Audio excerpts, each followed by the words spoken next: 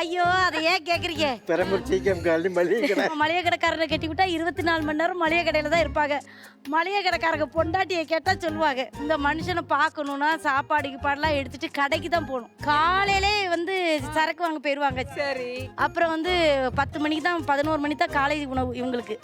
அதுக்கப்புறம் 3 மணிக்கு தான் மதிய உணவு. நைட்டு 1 மணிக்கெல்லாம் உட்காந்து கடையை அடைச்சிட்டு 1 மணி 2 மணிக்கு தான் சாப்பிடுவோம். ஆமா நைட்டு ஆமா 2 மணிக்கெல்லாம் உட்காந்து சாப்பிடுவோம். அப்படி சாப்பிட்டு தான் நான் உடம்பே ஊதுனேன். எங்களுக்கு ஹனிமூன்லாம் எங்கேயுமே நாங்க போனது இல்லம்மா. ஆனா இப்ப ஆசைப்படுவேன். ஆனா இப்போ பிள்ளைகள் ஆயிட்டு இனிமே போக முடியாது. ஆனா அதெல்லாம் கிடையாது, நீங்க போலாம். இல்ல நீங்க சினிமாக்கு வந்ததுக்கு அப்புறம் ட்ரிப் எல்லாம் போறீங்களா? அப்படிலாம் நாங்க போனது இல்லம்மா. Oh my God. ஆமா இப்ப நம்ம என்ன பண்றோம்னா இந்த பிரான் இருக்குல்ல, ஆமா, இது அப்படியே முதல்ல கொஞ்சம் கொட்டும். அப்படியேவா? ஓ அப்படியே என்ன போடுவேனா? ஆமா அது கொஞ்சம் தண்ணி விட்டு வரட்டும். ஊர்ல வில்லேஜ் ஸ்டைல்ல கல்யாணம் பண்ணி ஹனிமூன் எங்கேயும் போகாம மல்லிகை கடைக்குள்ளேயே இருந்து உங்களுடைய வாழ்க்கையை அழகா பயணம் ஆரம்பிச்சு 2 மகனோட இப்ப சென்னையில ஒரு பெரிய ஸ்டாரா மாறி இருக்கிற தீபாக்கா என்னைக்காவது சாப்பிடணும்னு 5 ஸ்டார் ஹோட்டல்ல போய் சாப்பிடலாம் வாங்க மாமா அப்படின்னு பசங்களை எல்லாம் கூட்டு போய் அந்த மாதிரி ஒரு ஃபர்ஸ்ட் டைம் 5 ஸ்டார் ஹோட்டல் போன ஒரு ஃபீலை பத்தி சொல்லுங்க. ஹோட்டல்லாம் போனதில்ல. எங்க இதுக்கு நாங்க இப்போ நார்மலா கொஞ்சம் பிராண்ட் வச்சு பெரிய கடை இருக்குல்ல, அது ஒரு ஆமா எங்க இல்ல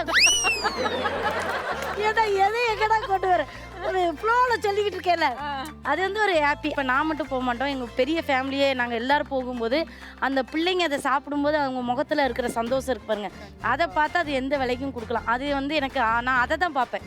ஏன்னா எப்பவுமே நான் வந்து சாப்பாடு பிரியன்னு எல்லாத்துக்கும் தெரியும். நான் என்ன நினைப்பேன்னா என் கூட இருக்கிறவங்க நான் என்ன சாப்பிட்றேன்னு அதை சாப்பிடணும்.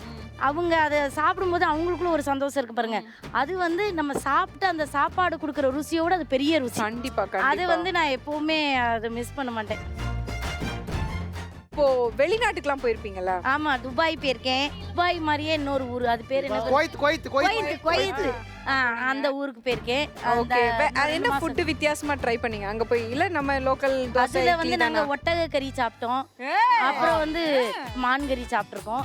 சுஷி சாப்பிட்டுருக்கேன். நீங்க சுஷி ஜாப்பனீஸ் சுஷி சுஷி குசி இல்ல சுசிலா அம்மா வீட்டுல என்ன சாப்பிட்டேன். தூத்துக்குடியில என்ன ஃபேமஸ்? தூத்துக்குடியில இந்த இடத்துல போய் சாப்பிட்டா எனக்கு பிடிக்கும். நான் ஒண்ணு சொல்லவாமா, நாங்க சின்ன வயசுல வெளியிலே போனதில்ல. சரி. பொதுவா நான் சென்னையில வந்து இசை கல்லூரியில படிக்கும்போது எங்க வாத்தியார் ஒரு நாள் உங்க ஊர்ல மக்ரூனியா மக்ரூன் ஃபேமஸாமே அப்படின்னாரு. அப்படி ஒரு உணவு பண்டை இருக்குன்றதே எனக்கு அப்ப எங்க ஐயா எவ்வளவு பெரிய கஞ்சனா இருந்திருப்பாருன்னு பாருங்க. அப்ப அது கிடையாதுமா, இப்பதான் மக்ரூன். அதனால அந்த மக்ரூன்னா என்னன்னே எனக்கு தெரியாது. இப்போ அது ஃபேமஸ். ஆமா நாங்க சாப்பிட்டோம். நெய் மிட்டாய் சாப்பிட்டோம். இப்போ நாங்க சாப்பிட்டோம்.